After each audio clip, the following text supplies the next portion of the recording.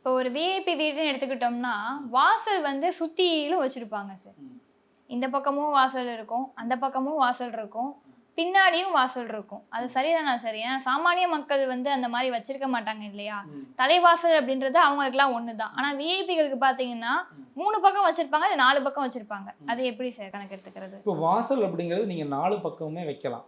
உங்களுடைய வசதி வாய்ப்பை பொறுத்து, பொருளாதாரத்தை பொறுத்து தான். இப்போது பெரும்பாலான ஆ, வசதி படைத்தவர் வீடுகளுக்கெல்லாம் நாங்கள் வாஸ்து பார்க்குறப்ப, கார் பார்க்கிங்க்கு போகிறதுக்காக ஒரு வாசல் கொடுத்துருப்பாங்க. தலைவாசல் அப்படின்னா ஒன்று இருக்கும். அதில் வந்து எல்லாருமே பொதுவாக எல்லாரும் அவங்கள பார்க்க போகலாம். இன்னொரு வாசல் அப்படின்னா அவர்களுக்கான விஐபிகள்னு இருப்பாங்க. அவங்கள சந்திக்கிறதுக்கு, முக்கியமானவர்களை சந்திக்கிறதுக்காகவே தனியாக ஒரு வாசல் இருக்குது. அப்போது நீங்கள் ஒரு வீட்டுக்கு 4 வாசல் வேணுனாலும் தாராளமாக கொடுத்துக்கலாம். எந்த தவறும் இல்லை. அதனால் எந்த பாதிப்பும் வராது. அது பொருளாதாரத்தை பொறுத்து, அந்த வீட்டோட அமைப்பு, கட்டட அமைப்பை பொறுத்து நம்ம கொடுக்கலாம்.